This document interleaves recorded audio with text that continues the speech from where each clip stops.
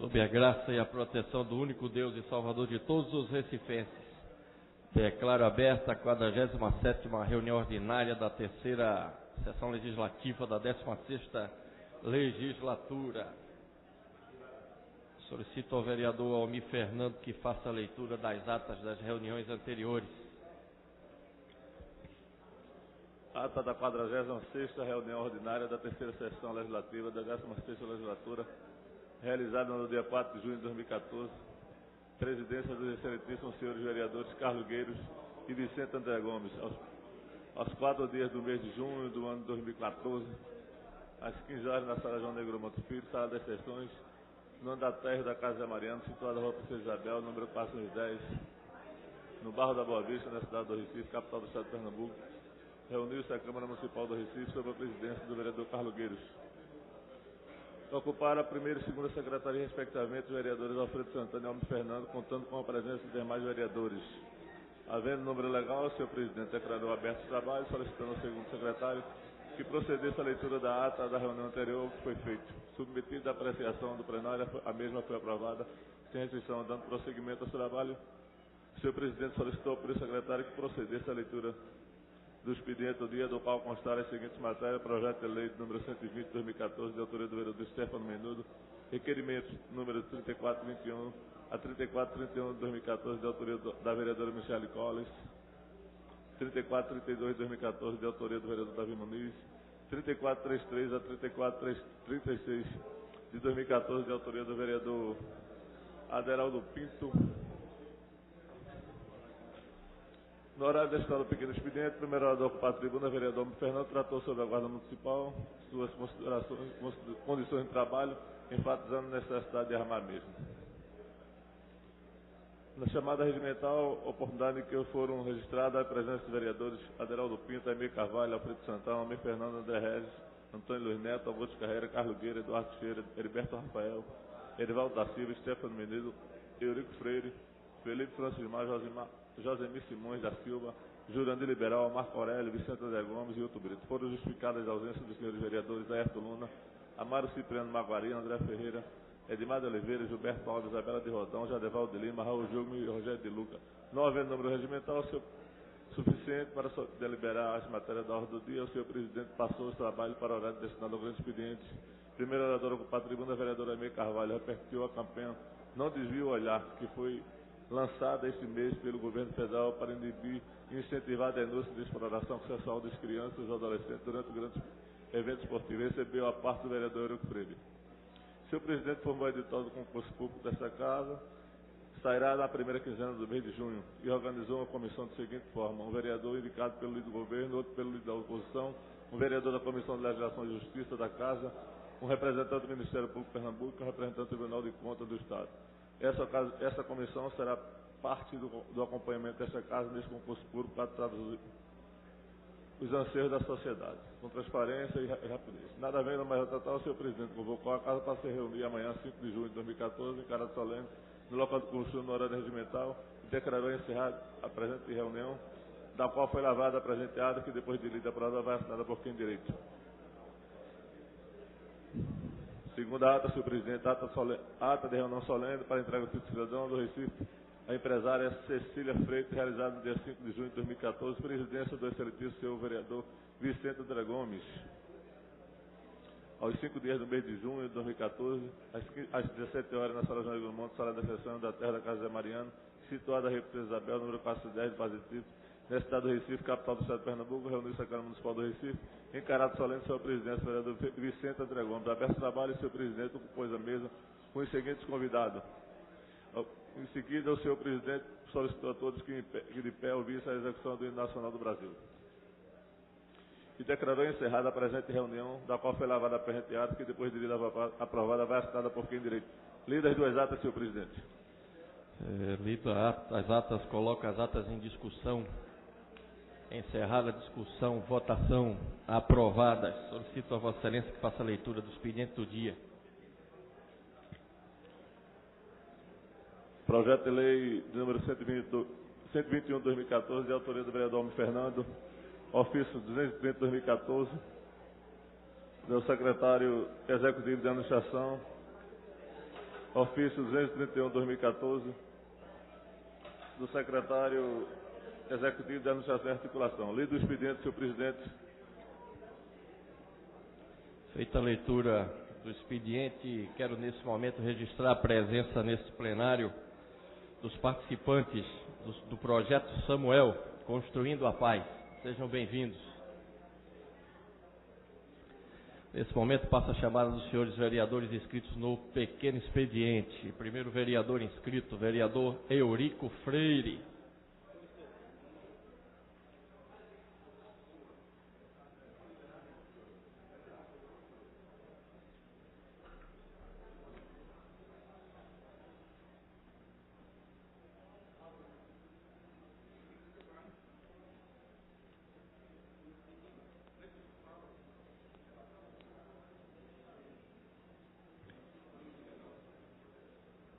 Boa tarde, senhoras vereadoras, senhores vereadores, todos que nos acompanham, senhor presidente. Hoje eu venho a esta tribuna compartilhar com vocês uma notícia boa, daquelas que nos deixam mais otimistas em relação ao futuro dos nossos filhos e do nosso planeta. O Brasil está entre os países que conseguiram reduzir o desmatamento e as emissões de gases de efeito estufa. E como se isso não bastasse, é o exemplo maior desse sucesso. Na última quinta-feira, dia 6 de junho, a Organização das Nações Unidas divulgou, na reunião sobre mudanças climáticas, relatório com essas informações. O portal da ABC e a Folha de Pernambuco repercutiram o assunto. O documento intitulado Histórias de Sucesso no âmbito do desmatamento, Nações Tropicais, onde as políticas de proteção e reflorestamento deram resultado, apresentam o país que fez as melhores reduções nos desmatamentos e nas emissões em todo o mundo. O texto explica que o Brasil reduziu o desmatamento na Amazônia, a maior floresta tropical do mundo, com a criação de áreas de proteção ambiental desde a segunda metade da década de 1990, com intensificação neste século. A redução também ocorreu devido a moratórias acordadas com as empresas privadas sobre a compra de soja e a carne de áreas desmatadas. Além disso, o relatório também aborda o papel desempenhado pelas reservas indígenas na conservação da floresta amazônica, assim como as iniciativas estaduais e ações de promotores de justiça. Outro destaque do estudo é o acordo celebrado com a Noruega, que já repassou 670 milhões de dólares pelas reduções de emissões. Em relação ao futuro, no entanto, o relatório informa que duas mudanças em 2013 levaram dúvidas sobre a continuidade do sucesso do país na área climática. As emendas ao Código Florestal brasileiro que anistiam desmatamentos anteriores e o aumento de 28% na taxa de desmatamento entre 2012 e 2013, na comparação com o período 2011 e 2012. Ele foi 9% menor ao registrado em 2011 e 70% inferior à média entre 1996 e 2005. Então, o importante é que estejamos atentos a tudo o que já avançamos e também em relação ao que ainda temos que avançar. Isso para pressionar o poder público e as empresas privadas, mas também para percebermos a importância de cada um de nós em fazer a sua parte no que tange à preservação do meio ambiente. Agradeço a atenção de todos e essa nota é uma provocação para que em nossas escolas, em nossas famílias, nas comunidades com as quais nós temos maior inserção, estejamos promovendo, provocando iniciativas que ajudem a preservar o nosso planeta, que evitem lixo em nossos córregos, em nossos canais. Obrigado pela atenção. Convido a vereadora Aimee Carvalho.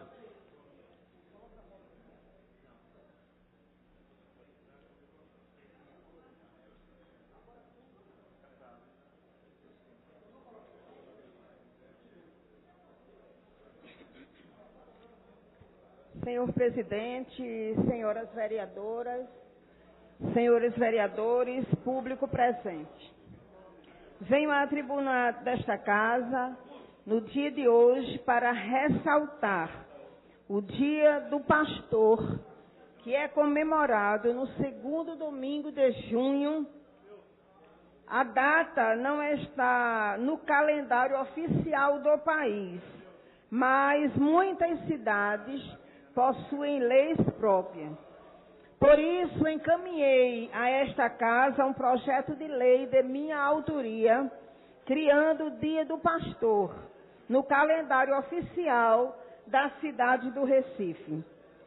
A origem dessa homenagem aos pastores evangélicos é desconhecida, e desde a década de 50 se comemora o Dia do Pastor, uma troca do nome dado ao Dia da Junta da Beneficência.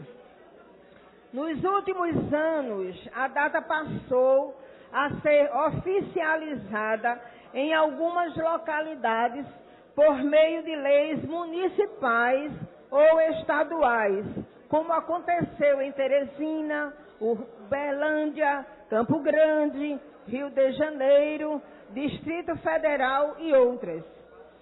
Algumas igrejas aproveitam para falar sobre o trabalho do pastor e para homenagear homens e mulheres que escolheram viver para pregar a palavra de Deus e servir aos fiéis, com palavras de motivação, coragem e ações sociais.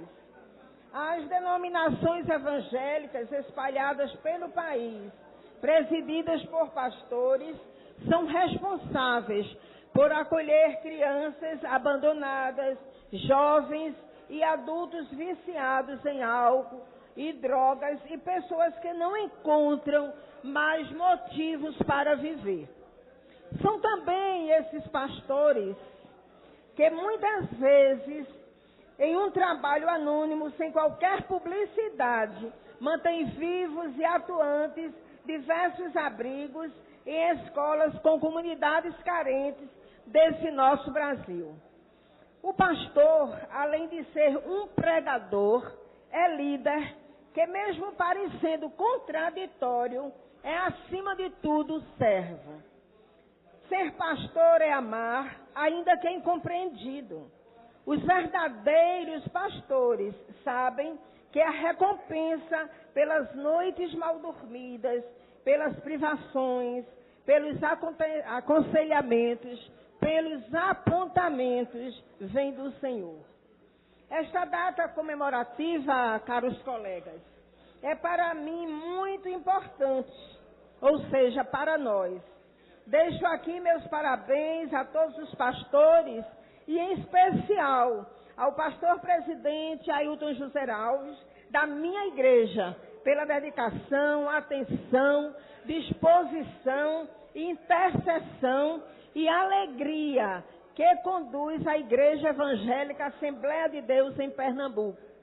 A Bíblia é fiel quando diz: e vos darei pastores segundo o meu coração, para que vos apacente com ciência e inteligência. Parabéns a todos os pastores pelo seu dia. E aproveitando, quero mencionar a presença aqui de um grupo de adolescentes que faz parte ali do projeto Samuel, no Ibura, um projeto também criado pela Assembleia de Deus em Pernambuco, que trata com adolescentes e crianças de várias comunidades. E essa em particular é ali do Ibura. Sejam bem-vindas e o meu boa tarde a todos. Convido o vereador André Ferreira.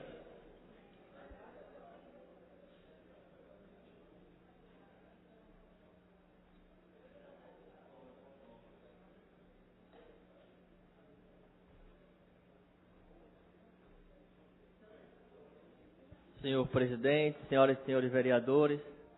Quero começar registrando aqui a presença dos adolescentes e jovens da Igreja Assembleia de Deus, do Prédio Samuel. Prazer tê-lo conosco aqui. Deus abençoe. Eu que fui para a inauguração do Prédio Samuel ali no Ibura. Fico muito feliz em poder ver os monitores aqui, os professores. Deus abençoe a cada um de vocês. Mas, meus vereadores, amigos, eu venho à tribuna na tarde de hoje para fazer um registro. Hoje pela manhã estive visitando a UPA da linha do Tiro. Esse investimento que o prefeito Geraldo Júlio tem feito desde o seu primeiro dia de gestão na prefeitura. E eu fico feliz, vereador Josemir, porque eu estive lá hoje, praticamente pronta a UPA, e uma conquista daquela comunidade tão carente, e particularmente uma conquista nossa. Na primeira semana de gestão do prefeito Geraldo Júlio, estive lá no prefeito, falei com o prefeito, fui com o secretário João Guilherme, identificamos o melhor terreno para aquele local, para colocar a UPA, e em menos de um ano, no dia 16 de julho de 2013, há menos de um ano, estávamos lá assinando a ordem de serviço, vereador Marco Aurélio, lá da UPA da linha do Tiro. Em menos de um ano já está sendo entregue essa UPA. Nos próximos dias vai ser entregue esse equipamento tão importante para a saúde do município da cidade do Recife, principalmente para aqueles moradores daquela redondeza, linha do Tiro, Alto Pascoal, Alto Santa Terezinha e 2 Unidos. No início da gestão Geraldo Júlio, o prefeito ele ampliou a sua rede de saúde e foi anunciado um investimento na ordem de 135 milhões para requalificar o setor. A construção do Hospital da Mulher, obra iniciada nos primeiros 100 dias do governo, com investimento da ordem de 58 milhões. Será o primeiro grande hospital de porte da história do Recife. Na questão da saúde básica, o primeiro ano de gestão, o investimento na saúde foi de 40 milhões de reais. A área da atenção básica, o prefeito Geraldo Júlio já entregou 2 UPinhas, uma no Morro da Conceição e a outra lá no Córrego do Genipapo. E tendo 2 agora nos próximos dias para ser entregue. A UPA lá da linha do Tiro, que eu estive visitando hoje pela manhã, como também a UPA da Bomba do Emetério. E até final da gestão do prefeito Geraldo Júlio, serão 20 UPinhas, 24 horas construídas, abrangendo todos os 6 distritos sanitários. Também foi entregue a primeira UPinha dia, lá no Bongi, e serão construídas mais 22 UPinhas até 2016. A prefeitura também está requalificando a rede resistente, e apenas no primeiro ano de governo, Geraldo Júlio, 75 unidades, além dos centros de assistência psicossocial, os CAPS, estão concluídas no cronograma a reforma do investimento, que ultrapassam mais de 16 milhões de reais. Outros 12 milhões de reais estão sendo destinados para requalificar mais 3 maternidades, a Bandeira Filho, a Arnaldo Marques e a Bairro Lima. Então, senhores vereadores, nós estamos vendo um investimento muito grande na área de saúde, um investimento não somente na atenção básica, mas também no Hospital da Mulher, nas UPAs e a requalificação também das unidades de saúde. Então, ficamos felizes por poder ver tanto investimento na área de saúde do governo Geraldo Júlio, e hoje feliz porque em breve vai estar sendo entregue a UPA lá da linha do Tiro, que é uma vitória do povo do Recife, e é uma vitória de toda aquela comunidade e pessoal nossa, porque nós estivemos lá pessoalmente na primeira semana de gestão do prefeito Geraldo Júlio. Então, muito obrigado, senhor presidente. Senhor presidente, pela ordem. Pois não, excelência.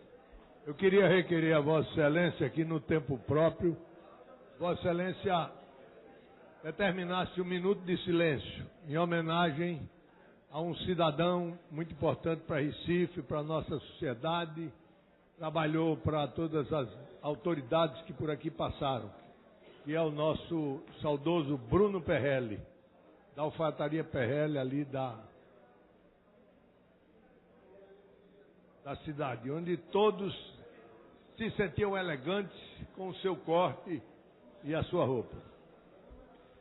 Pois não, Excelência.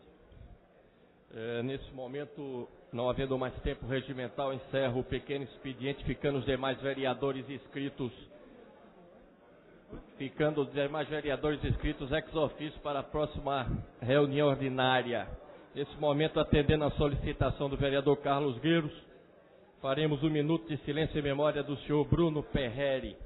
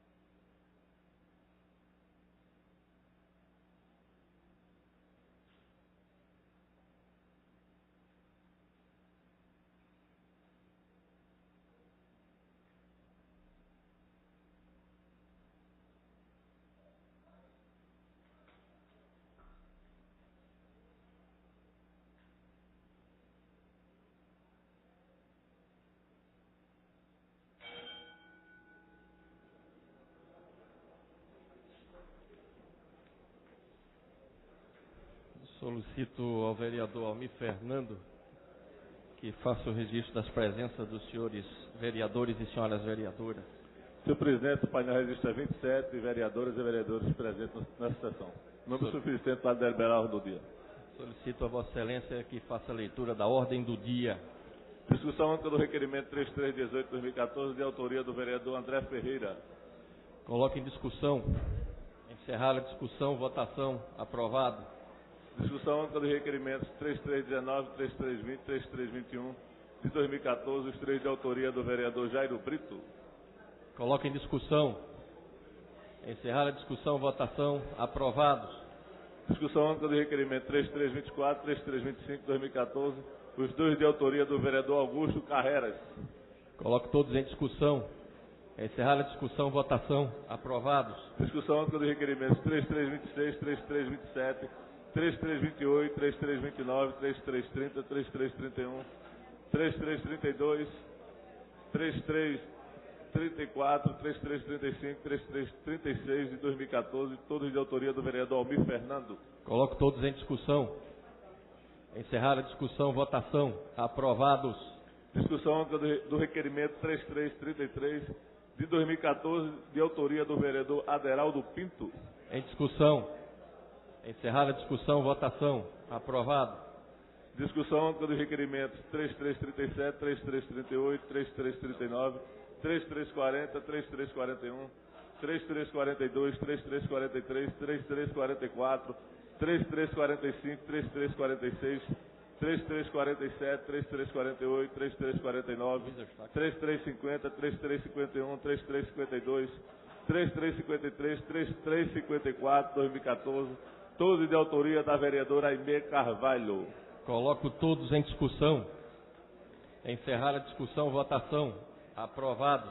Discussão do requerimento 3356 de 2014, de autoria da vereadora Aline Mariano. Em discussão. Encerrar a discussão, votação, aprovado.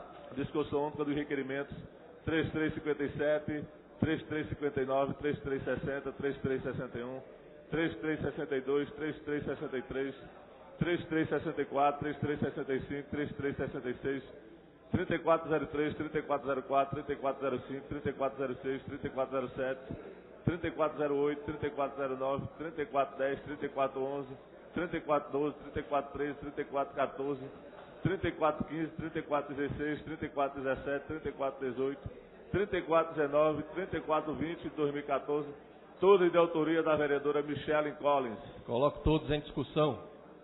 Encerrar a discussão, votação, aprovados. Discussão do requerimento 3358 de 2014, de autoria do vereador Amaro Cipriano Maguari. Coloco em discussão. Encerrar a discussão, votação, aprovado. Discussão única do requerimento 3367 de 2014, de autoria do vereador Heriberto Rafael. Em discussão. Encerrar a discussão. Em discussão. Encerrada a discussão, votação. Aprovado. Discussão única dos requerimentos 3369. Alô. Faltou o som.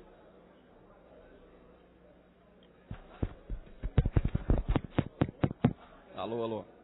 Alonso. Alonso. Assim mesmo.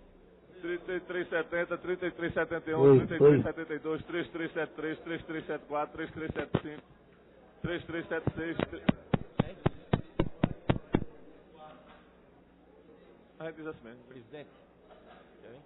Hein? Foi assim mesmo. Assim mesmo, Paulo.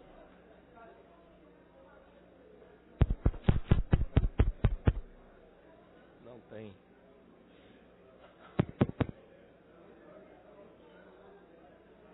Hein?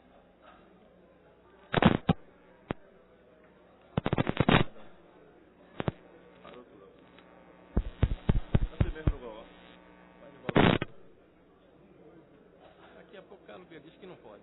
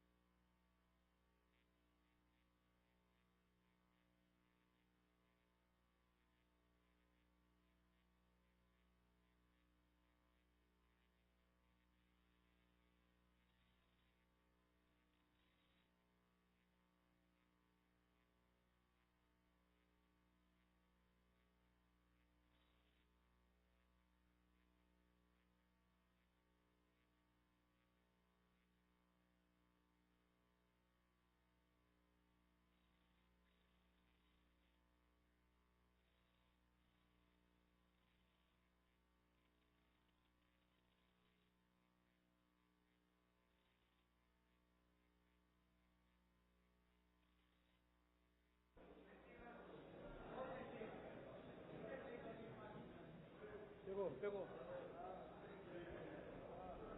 Senhor presidente, continuando a ordem do dia, discussão única do requerimento 3376, 3377, 3378, 3379, 3380, 3381, 3382, 3383, 3384, 3385, 3386, 3387, 3388, 3389, 3390, 3391, 3392, 3393, 3394, 3395, 3396, 2014, todos de autoria da vereadora Aimee Carvalho.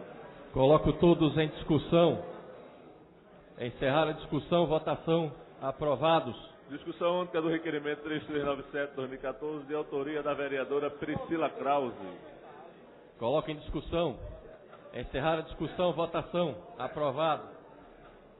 Discussão única dos requerimentos 3398, 3399, 3400, 3401, 3402 de 2014, todos de autoria do vereador Jadeval de Lima. Coloco todos em discussão. Encerrar a discussão, votação. Aprovado. Encerrada a ordem do dia. Passo nesse momento a chamada dos senhores vereadores inscritos no grande expediente. Primeiro vereador inscrito, vereador Eurico Freire.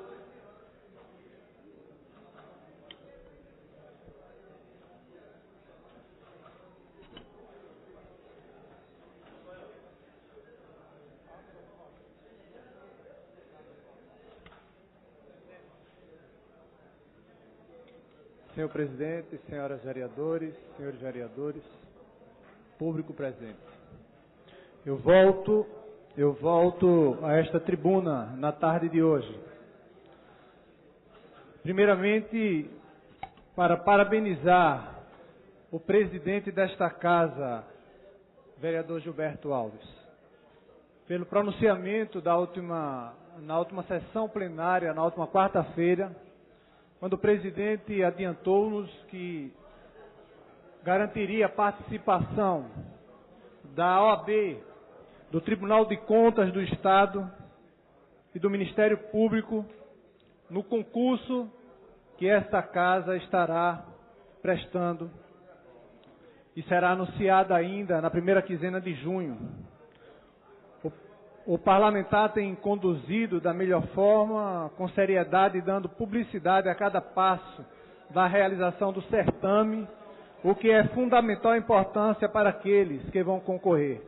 É muito provável que muitos de nós tenhamos, se não parentes, amigos, conhecemos alguém que esteja dedicando tempo precioso de sua vida, almejando um espaço em um concurso público, dedicando horas de sua madrugada, de suas noites, muitos com filhos pequenos.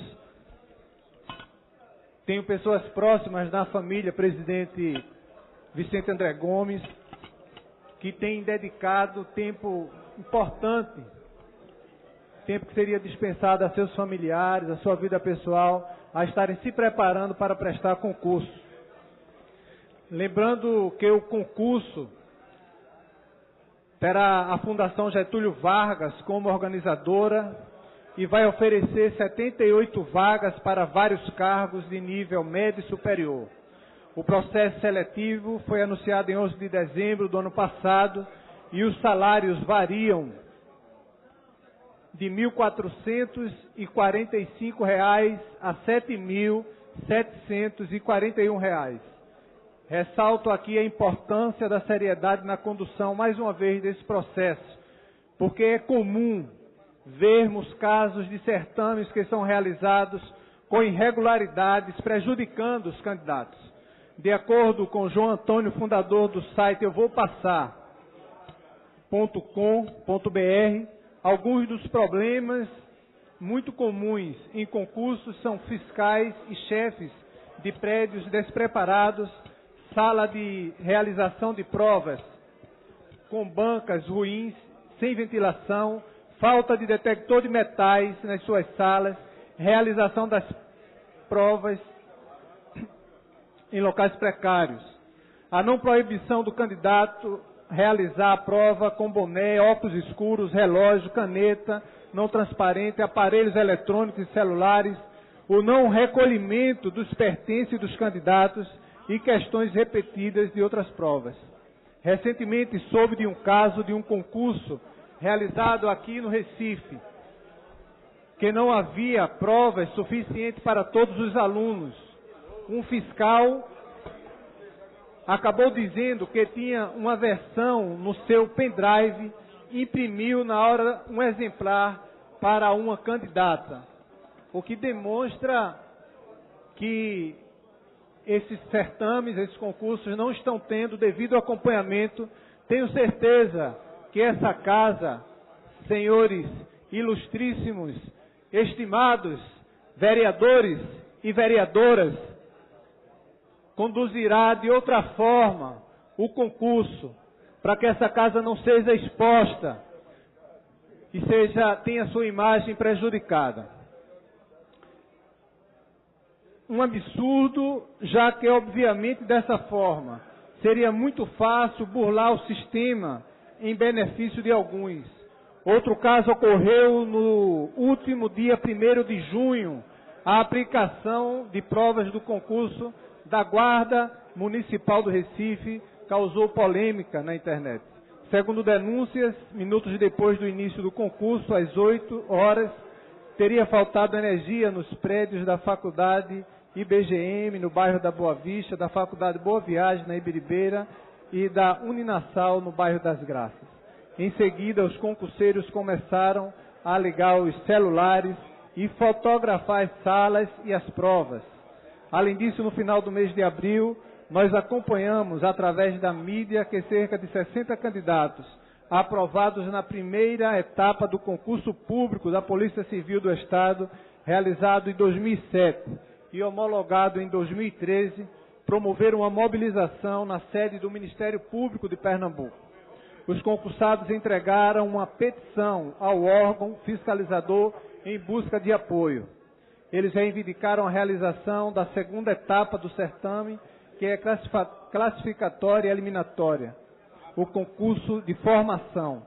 O Tribunal de Contas e a Secretaria de Defesa Social do Estado também foram alvos de reclamações, vereador André Regis. Segundo os manifestantes presentes na ação, a Secretaria de Defesa Social teria descumprido o edital do certame ao não convocá-los para o curso de formação. E o início deste ano, o TCE considerou irregular o concurso público realizado em 2008 pela Prefeitura de São Caetano, São Paulo, que contratou 470 servidores. Pelo julgamento do TCE, o município teve de adotar providências administrativas em função das imperfeições, além de comunicar as rescisões, os desligamentos dos funcionários e abrir sindicância para apurar as responsabilidades sobre as irregularidades no concurso. O Tribunal de Contas do Estado apontou diversas irregularidades no contrato. Entre elas, disse que as entrevistas foram realizadas através de critérios subjetivos, além de afirmar que as notas individualizadas da prova escrita e da avaliação por entrevista não foram publicadas. Para evitar problemas como esses, é que o presidente desta casa tem se empenhado tanto na realização do concurso público. Quero aqui me colocar à disposição desta casa e da comissão do concurso, que é presidida pelo vereador Raul Jugman, não se encontra presente, mas desde o primeiro momento em que assumiu o seu mandato, tem motivado e provocado a discussão em torno da necessidade desse concurso. Excelência, me concede uma parte? Por favor, presidente. Vereador, Vossa Excelência, mais uma vez, ocupa a tribuna para falar de um assunto importante nesta casa. O concurso público, sem dúvida, é um dos pontos importantes. E aí, nesse instante, eu quero fazer jus às vossas palavras e dizer que o nosso primeiro secretário tem se empenhado profundamente na realização desse concurso, fazendo, inclusive, desde o início, uma campanha de apresentar uma instituição séria para guiar o destino desse concurso aqui na Câmara dos Vereadores. Será a Fundação Getúlio Vargas. Mas eu queria dizer a Vossa Excelência, dar um depoimento a esta casa, a vereadora Priscila Krause, a todos os vereadores desta casa.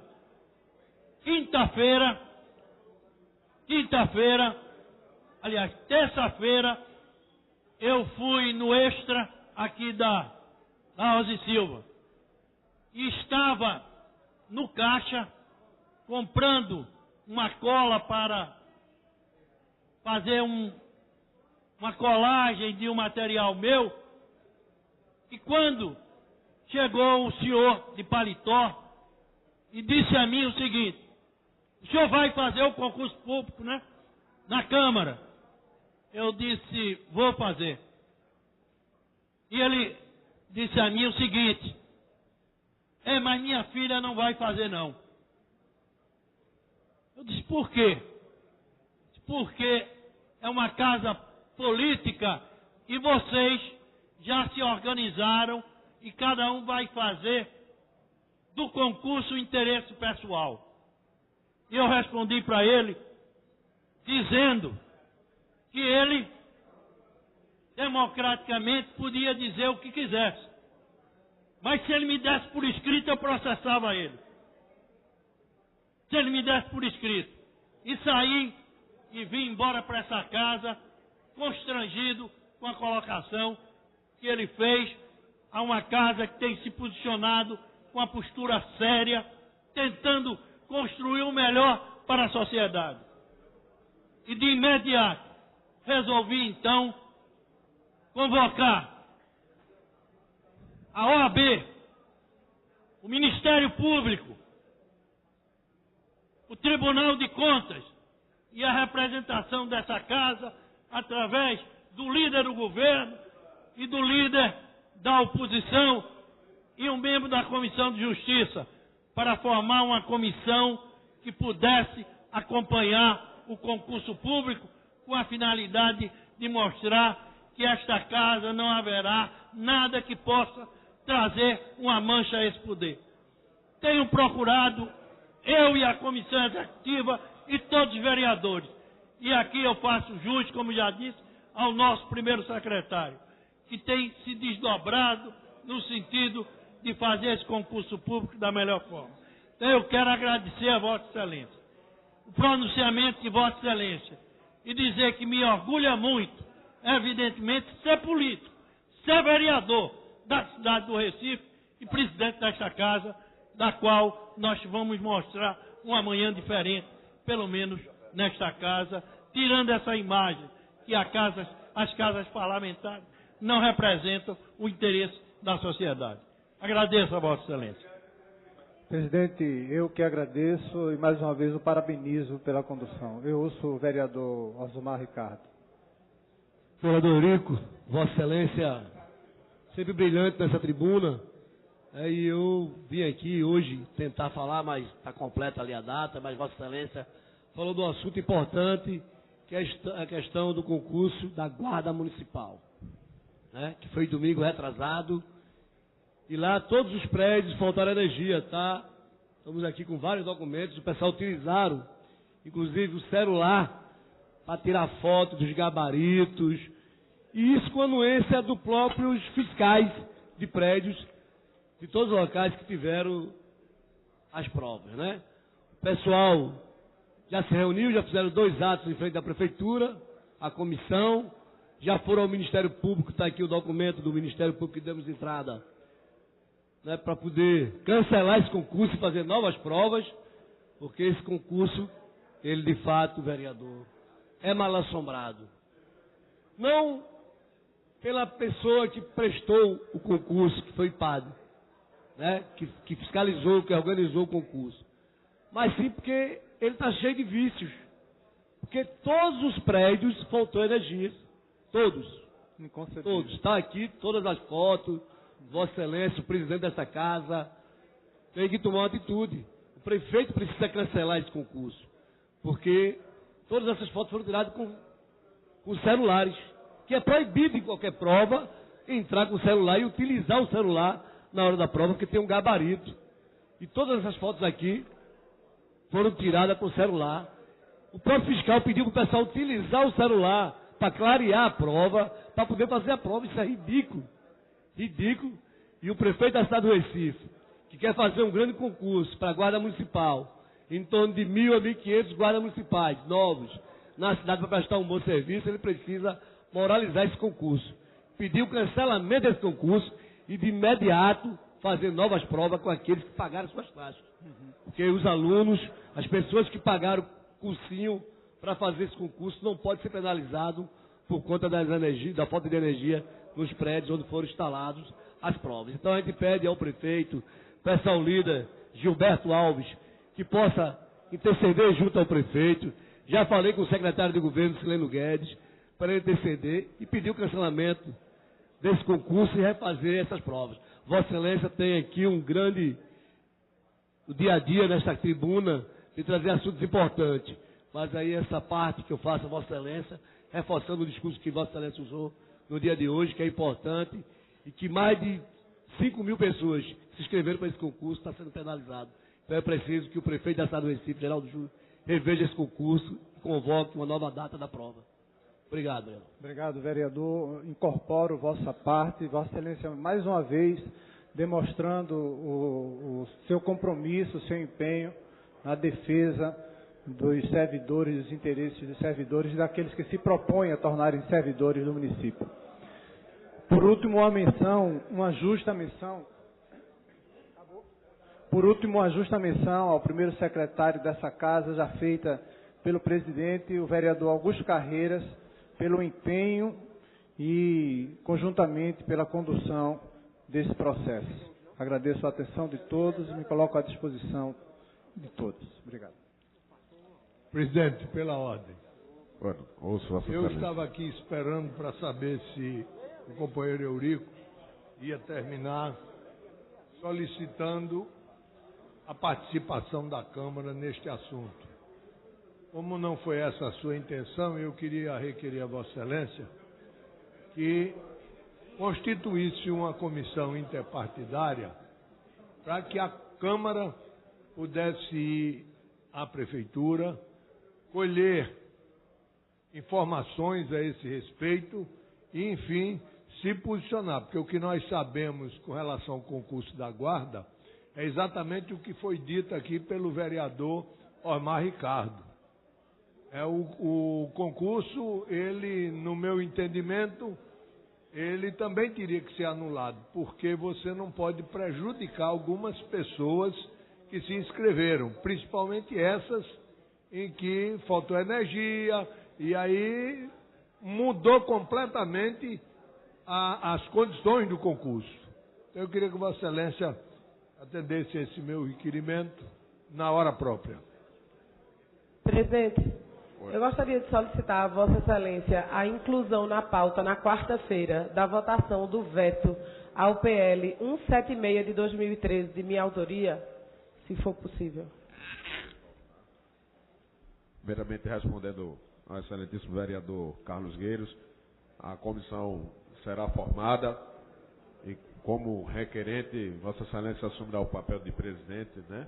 E os demais interessados o procurem para integrar esta comissão. E aí, o próximo vereador inscrito, vereador Luiz Eustáquio.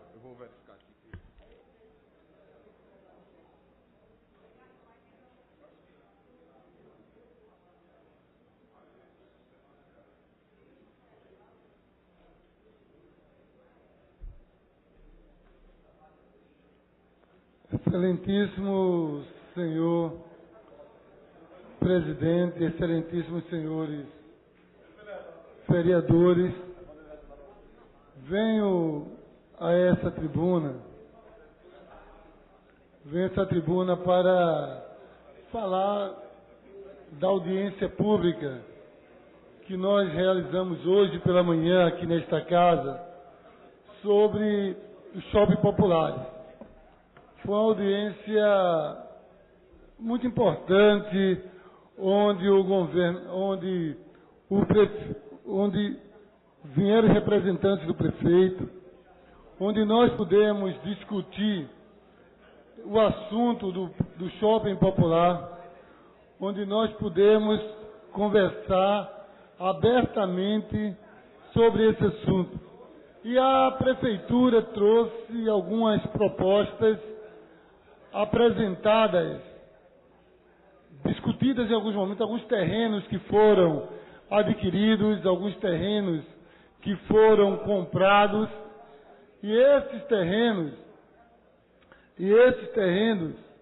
eles estão à disposição. Nós temos terrenos em Afogados, nós temos terreno em Afogados, terrenos em Água Fria, aqui no centro da cidade, 4 terrenos que foram adquiridos para essa finalidade. Só que a discussão é qual é a qualidade do shopping popular que está sendo trazido, qual é a qualidade do shopping popular que será feito na cidade do Recife. E o que é, na verdade, você organizar o comércio informal. Essa foi a principal discussão que nós tivemos, nesta manhã. Porque o que é o comércio popular? O que é esse comércio, na verdade, que as pessoas vão às ruas e vendem nas ruas, o comércio informal? É simplesmente, pelo olhar de alguns, é um comércio desorganizado, onde as pessoas ficam na calçada, onde as pessoas têm dificuldade de se locomover quando esse comércio está instalado.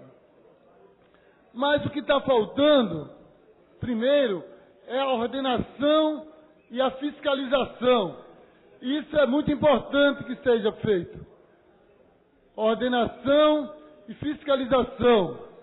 Primeiro isso. Segundo, há uma necessidade também de se verificar qual é a importância desse comércio para a cidade do Recife. Hoje pela manhã nós tivemos a oportunidade de estar ali presente o representante do comércio atacadista, onde foi colocado ali naquele momento que o comércio atacadista é muito beneficiado, mas é muito beneficiado pelos que estão ali nas ruas da cidade do Recife, revendendo suas mercadorias. Essa economia informal, esses trabalhadores informais, eles adquirem seus bens para vender, vereador Marco Aurélio, exatamente na rede de atacadistas. Hoje, estudos são feitos que hoje essa rede gira em torno de 2 bilhões. O comércio informal hoje apresenta, por alguns estudos, um movimento financeiro, vereador Eurico Freire, de 2 bilhões de reais. Então, nós precisamos olhar para o comércio informal não apenas como um estorvo, como muitas vezes as pessoas olham e pensam em limpar a rua e colocar no local onde não quer saber se vai vender ou se não vai vender, onde não quer saber como é que vai ser a situação daquele negócio. Mas o negócio não é um negócio apenas para o trabalhador informal. É um negócio para a economia do nosso estado, do nosso Recife. O negócio do comércio informal, ele é para todos. E as pessoas precisam investir nele. E não simplesmente pensar que é juntando e colocando inadequadamente em alguns locais, fazendo ajuntamento de pessoas, que você vai poder resolver a questão da informalidade. Então é importante a discussão da prefeitura, a prefeitura está na direção de procurar realmente organizar. Porém, existem alguns pedidos, sugestões feitas por esses trabalhadores que têm andado no país, têm olhado, foi apresentado lá vários shoppings populares belíssimos, belíssimos. Em BH, por exemplo, foi apresentado 4 shoppings populares de BH, que são grandes estruturas feitas pela prefeitura da cidade, que realizou aquilo ali.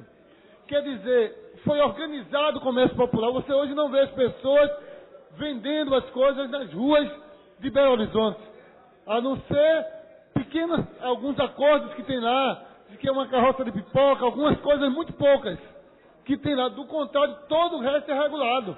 Então nós precisamos regular, mas precisamos regular garantindo o direito às pessoas de realmente terem o seu local organizado, onde ele possa não apenas ganhar o seu dinheiro, mas que a economia da cidade possa ser movimentada. Muita gente diz, mas eles não pagam imposto. Sim pagam. Porque quando eles vão lá no atacadista comprar, e é lá que eles compram, eles pagam todos os impostos. Toda essa mercadoria que nesse instante está rodando aí, elas todas são adquiridas. E na sua grande maioria, com certeza absoluta, de forma adequada e de forma regular. Então é isso que nós precisamos compreender e nós precisamos entender. É isso que nós precisamos saber, que essa proposta do comércio informal, eles também querem se regularizar.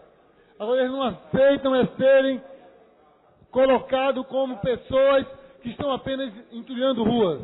Eles estão muito preocupados agora com a questão da Copa. Porque diz que todo o comércio tem que estar a 2 quilômetros da FanFest. Mas a FanFest é no centro da cidade. 2 quilômetros da FanFest vai dar quase no derby. E o que vai fazer durante um mês? Um mês que vai ter a FanFest. Esses trabalhadores não vão trabalhar? Eles vão ficar sem trabalhar por conta disso? Então, essa também é uma discussão, vereador Marco Aurélio. Você, como um dos líderes, era bom conversar. Foi um pedido hoje que foi feito para que a prefeitura responda o mais urgente possível, que esse pessoal está para fazer uma assembleia depois da manhã. O mais urgente possível, se eles vão poder continuar comercializando, não é lá na porta da FanFest, não. É nos lugares onde eles estão hoje. Para que não pegar essa questão da FanFest, da FIFA, que exige, e mandar todo mundo sair da rua. Entendeu? Então é nesse sentido. Agora eu acredito que o prefeito não vai fazer isso. Até porque o prefeito teria que pagar a FanFest um recurso público que ele não fez. Então ele também não vai obedecer à FIFA nessa questão. Mas é importante que responda aos sindicatos. Antes que a gente veja esse pessoal fazendo manifestações desnecessárias para esse momento tão bonito para a nossa cidade. Então eu peço ao vereador que possa conversar. Foi um pedido que foi feito hoje aos representantes do governo que estavam aqui, mas eu quero também pedir para o vereador poder entrar em contato para poder fazer isso. Então, escuto, vereador. Pode contar com a nossa colaboração, vereador Eliseu Eustáquio. Ainda semana passada eu estava conversando com o Sérgio Pinto, que é da equipe de Braga, que está envolvido diretamente com esse assunto. E pode ter certeza que ao terminar aqui, eu vou dar o reforço, vou dar uma ligadinha para o secretário Braga, para que a coisa caminhe do jeito que Vossa Excelência está colocando, na tranquilidade, onde todo mundo sai ganhando.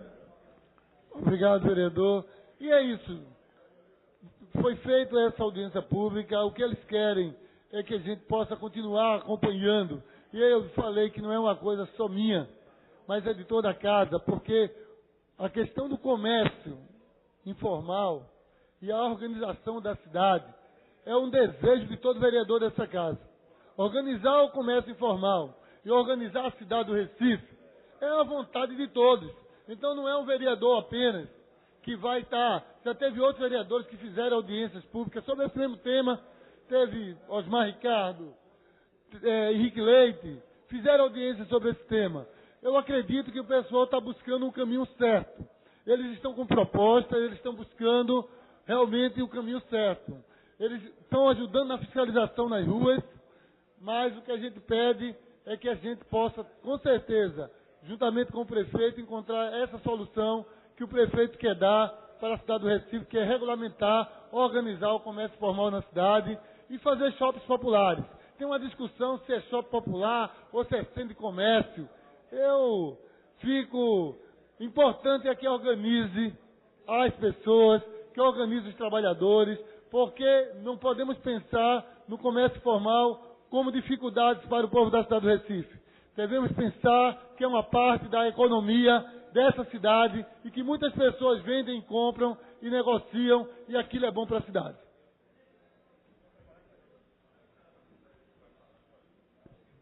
Atendendo o pedido do vereador Carlos Gueiros, fica instituída então a comissão de acompanhamento do concurso da Guarda Municipal com os vereadores Carlos Gueiros, Eurico Freire, Osmar Ricardo, Almir Fernando e Aderaldo Pinto. Próximo vereador inscrito, vereador Raul Schugman. Próximo vereador inscrito, vereadora Michele Collins. Vossa Excelência dispõe de tempo regimental.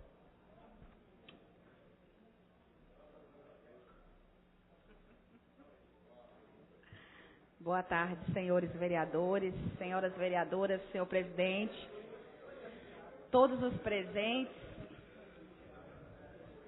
Eu gostaria de usar a tribuna dessa casa na tarde de hoje para comentar um assunto que vem sendo destaque em todo o Brasil, que é o crescimento da população evangélica no país. Segundo o levantamento do IBGE, os números de evangélicos no Brasil cresceu cerca de 61,5% em 10 anos, com 16 milhões de novos fiéis entre 2000 e 2010. E a estimativa, de acordo com estudos com base nos dados do IBGE para 2014, é de que a população evangélica brasileira chegue em algo em torno de 51 milhões de crentes em 2014. O total de evangélicos no Brasil subiu de 26,2 milhões para 42,3 milhões em 2010. Foi uma pesquisa que foi divulgada recentemente do IBGE. A proporção dos evangélicos em relação à população do país avançou de 15,5% para 22,2%. E eu gostaria de registrar esse fato, que eu considero importante, relevante para o nosso conhecimento, e dizer que, inclusive, eu fico feliz com esse crescimento, com essa constatação, porque nós vemos que, consequentemente, as pessoas estão aderindo mais a Deus, buscando mais a Deus, reconhecendo que depende de Deus. E sabe também que quando as pessoas têm uma regra de fé, uma conduta na sua vida, as pessoas conseguem alcançar, avançar mais quando as pessoas estão mais próximo de Deus. Eu estava lendo uma pesquisa esse final de semana que estava falando sobre um dado alarmante, falando sobre suicídio. A quantidade de pessoas que têm se matado e alguns psiquiatras já colocando a questão do suicídio como um caso de saúde pública, porque são milhares de pessoas que estão morrendo. E quando nós analisamos a vida e pensamos, por que alguém se mata? Eu considero falta de Deus, porque quem tem Deus, quem busca a Deus, sabe que pode vir a luta que for, pode vir a dificuldade que for, a barreira que for, que ela vai conseguir transpor. Seja luta financeira, seja uma enfermidade, que às vezes tem gente que quando abre o diagnóstico do médico, já pensa que vai se matar antes da doença matar, né? Então tem gente que se mata porque recebeu um diagnóstico médico dizendo que vai morrer. Agora a gente sabe que morrer, todo mundo um dia vai ter que morrer, né? Mas tem gente que no primeiro desafio já desiste. E quando nós vemos esses dados crescendo, esses números, comprovado pelo Instituto Brasileiro de Pesquisa, nós reconhecemos que as pessoas estão mais conscientes, estão buscando mais a Deus, consequentemente, estão se dedicando mais. E além disso, eu também queria destacar que, segundo o estudo, a religião evangélica tem mais penetração entre os jovens da população. De acordo com a análise de especialistas, a proporção de católicos é maior entre as pessoas com mais de 40 anos, decorrente de gerações que se formaram em períodos de hegemonia católica. Ao inverso, evangélicos têm maior proporção entre crianças e adolescentes. Eu gostaria também, além disso, de destacar que hoje o crescimento do mercado evangélico também tem crescido muito. Relacionado aos cantores evangélicos, hoje nós temos uma cantora que ela é a cantora evangélica que mais vende no Brasil, a cantora Damares, que inclusive está para receber o título de cidadão pernambucana. Tem vindo diversas vezes a Pernambuco, tem contribuído com as políticas sociais no nosso estado e é um dos destaques do nosso meio evangélico de cantora e que hoje vende mais do que Roberto Carlos. Então daí a gente vê também o crescimento do mercado, crescimento que vem gradativamente crescendo junto com esse número de consumidores, esse número de pessoas que têm aderido. E também eu gostaria de registrar essa estimativa, que mostra também o crescimento dos evangélicos no país e dizer que nós temos presentes evangélicos hoje em todos os segmentos da sociedade, na política, principalmente atuando sempre em defesa dos valores da família, da vida e servindo ao povo brasileiro, porque essa é a nossa missão. Nós temos aqui na casa hoje uma bancada com cerca de 11 parlamentares evangélicos. Nós temos uma bancada na Assembleia Legislativa do Estado de Pernambuco. Temos também uma bancada expressiva no Congresso Nacional, entre deputados federais, senadores, e isso também mostra o fortalecimento da igreja, o fortalecimento também das demandas sociais, também dessa parcela da população, que são os evangélicos. Sabemos que esse período é um período eleitoral que está chegando e cada vez mais a gente percebe a quantidade de evangélicos que se candidatam e que têm bons êxitos no alcance dos seus mandatos parlamentares. E isso é somente a expressão dos evangélicos de poder demonstrar aquilo que eles querem, aquilo que necessita, aquilo que acha que convém também, porque hoje em dia muitas coisas estão virando moda e muita coisa que a gente pensava que era correto, o que era correto agora é errado, o que era errado agora é certo.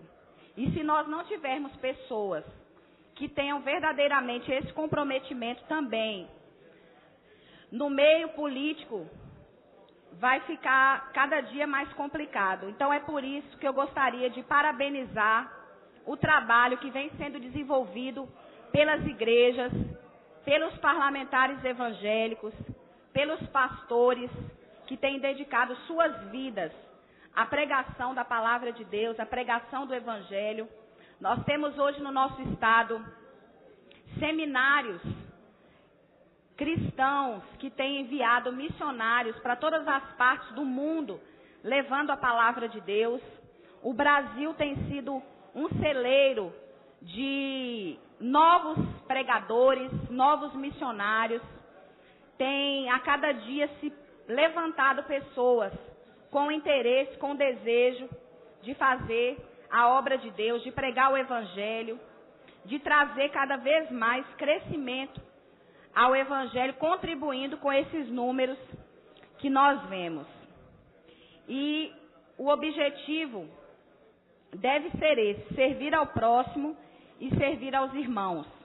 E um país pautado nas defesas dos valores familiares e em ações que preservem a vida, sem dúvida, será muito melhor. Então eu quero deixar o nosso agradecimento, o nosso reconhecimento e o registro a essa parcela da população. Que essa parcela da população seja ouvida agora, nesse período eleitoral também, onde nós sabemos que já existem aí várias articulações, para alguns inclusive para alguns a campanha eleitoral já até começou, né, e que os nossos futuros governador do nosso estado, presidente do nosso país, possa estar ouvindo essa parcela da população.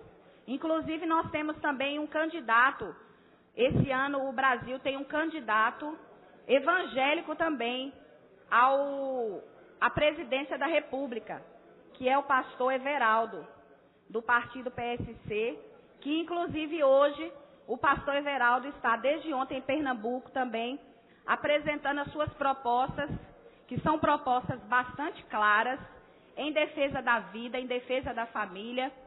E ainda ontem eu tive a oportunidade de conversar com o pastor Everaldo. E ele está com toda a disposição, com toda a garra, certo de que vai ser uma caminhada difícil, mas que, com certeza, ele vai ter a oportunidade de expor. E ainda eu gostaria de colocar aqui um posicionamento, do meu ponto de vista, a respeito dessas eleições, a respeito do certame que se aproxima, relacionado ao voto do evangélico. Evangélicos, eles procuram votar em evangélicos, em pessoas que têm propostas.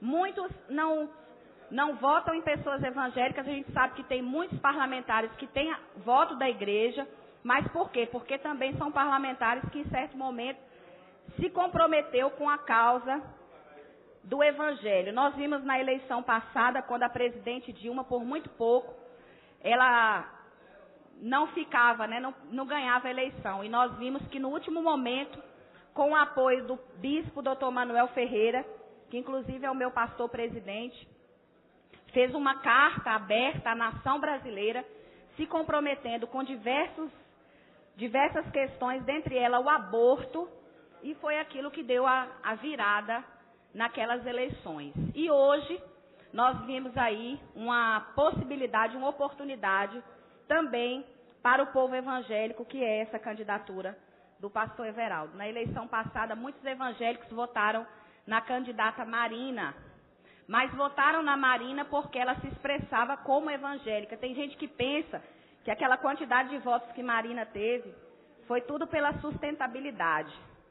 Mas muita gente vai ficar surpresa agora, nessas próximas eleições, quando abrirem as urnas e verem a quantidade de votos que será depositada a um candidato somente pelo fato dele estar se declarando um candidato evangélico e um candidato que se compromete com as propostas dos evangélicos. Então, eu gostaria de dizer que é importante que todos os segmentos sejam ouvidos, mas que esse segmento também, que é o segmento evangélico, pela sua proporcionalidade, pelo seu crescimento, pela sua expressividade, seja levado em consideração, seja ouvido pelos futuros, os pré-candidatos atuais que nós temos no nosso estado, que nós temos no nosso país, porque com certeza poderá sim o voto evangélico fazer a diferença nessas próximas eleições na nossa nação. Mas eu ouço o vereador Luiz Eustáquio.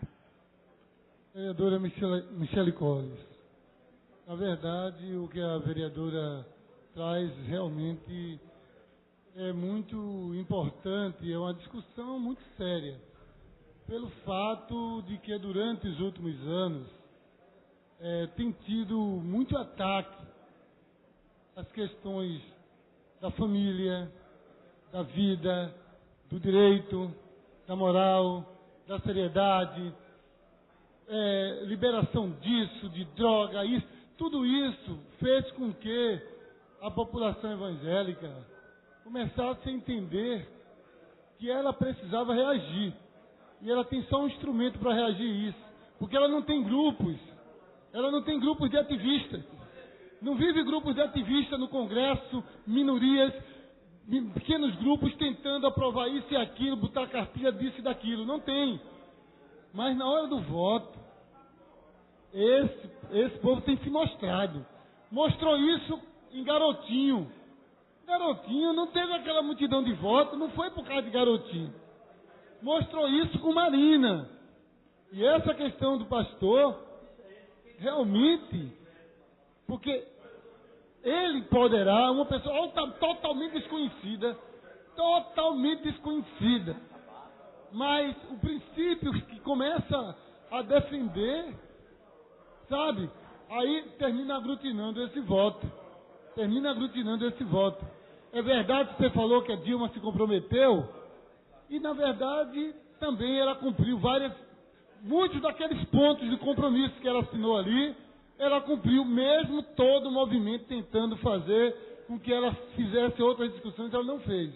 Mas eu acho que é isso, fica esse registro, que realmente tem sido, é até um voto de protesto do povo evangélico para a questão convencional, quando a política, quando a gente chega no poder, quando as pessoas chegam no poder e não entendem que precisa olhar para a família, para o que é justo e para o que é verdadeiro.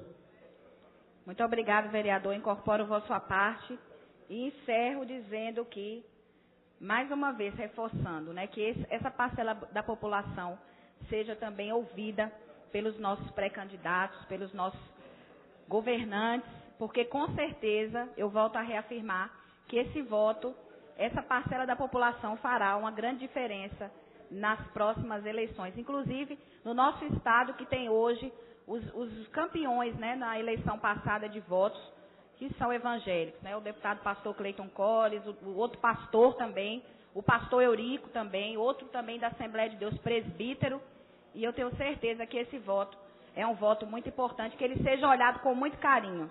Deus abençoe a todos, muito obrigada, boa tarde. Próximo vereador inscrito, vereador Almir Fernando. Próximo vereador Osmar Ricardo. Não havendo mais nenhum vereador inscrito. Senhor presidente, eu gostaria de usar o tempo de liderança. Mas então, convido o vereador André Regis. Ocupe a tribuna. Vossa Excelência dispõe de tempo regimental.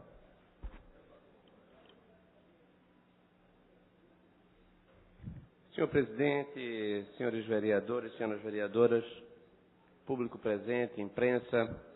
Em primeiro lugar, eu gostaria de manifestar aqui a nossa satisfação, ao mesmo tempo em que nós comunicamos que o nosso presidente nacional, o senador Aécio Neves, não pôde participar da sua agenda prevista aqui no estado de Pernambuco, no dia de hoje, em decorrência do nascimento de seus filhos gêmeos, um casal nascido prematuramente, e o que fez com que o senador Aécio Neves não pudesse vir à nossa cidade, onde tinha uma extensa agenda. Assim que nós tivermos maiores informações do seu retorno, nós iremos dar ciência a esta casa e também à comunidade recifense. Aproveitamos também o uso do tempo de liderança para manifestar nossa satisfação em verificar que há um aumento muito grande de suporte à nossa candidatura presidencial. O momento é de aproximação do candidato Aécio Neves da candidata Dilma Rousseff e um aumento da distância de Aécio Neves em relação ao ex-governador Eduardo Campos. Hoje nós temos um cenário de segundo turno onde nosso candidato vem apresentando uma capacidade muito grande de responder às expectativas dos brasileiros acerca das alternativas propostas ao governo do Partido dos Trabalhadores. Eu aproveito esse espaço, inclusive, para estimular os recifenses que tiverem vontade de participar com críticas, com sugestões da formulação do nosso programa de governo, que assim o faça. Os nossos meios de comunicação eles estão abertos, notadamente pelos veículos na internet. É muito importante que a gente trave um debate profícuo nas redes sociais para qualificar melhor o debate. Lamentavelmente, os indicadores recentes demonstram que a economia brasileira ela está completamente em estágio técnico de recessão. Pelo terceiro trimestre consecutivo, o Brasil não cresce.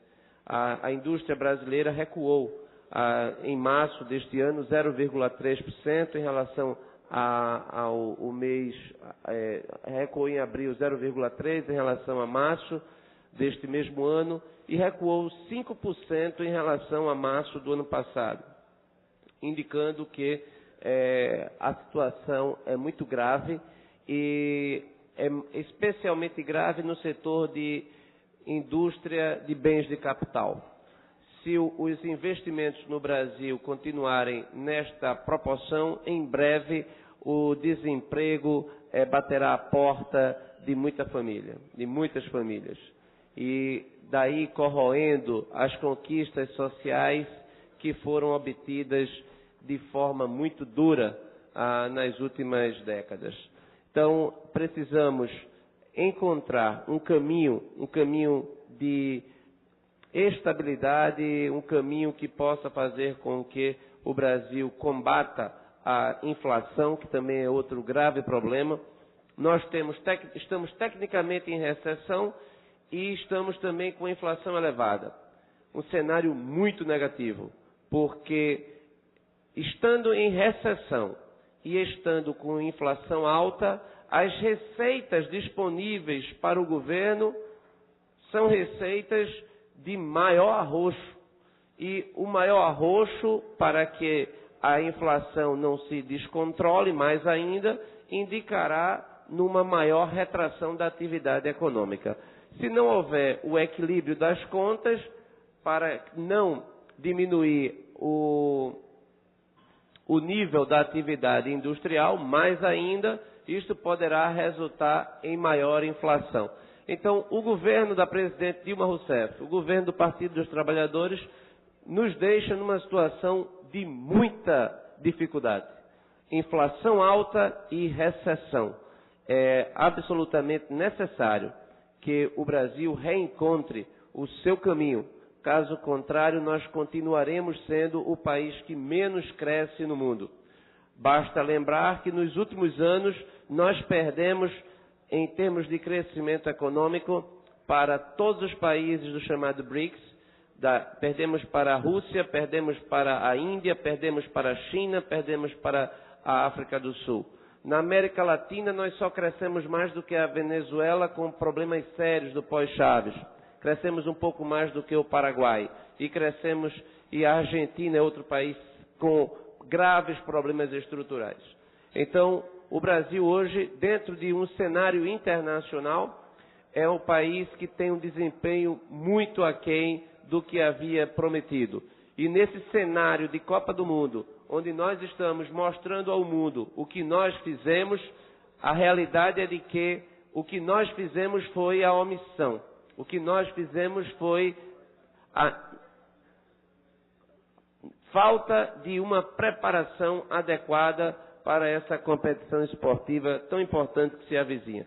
Então, essas são informações que eu trago aqui a esta tribuna, em nome do PSDB, para que nós possamos qualificar melhor o debate, notadamente das eleições presidenciais que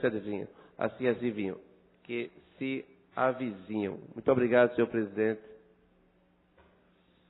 Não havendo mais nenhum vereador inscrito em explicações pessoais, a liderança declara encerrada a presente reunião, convocando as senhoras e senhores vereadores para a próxima reunião ordinária, terça-feira, dia 10/6/2014, às 15 horas.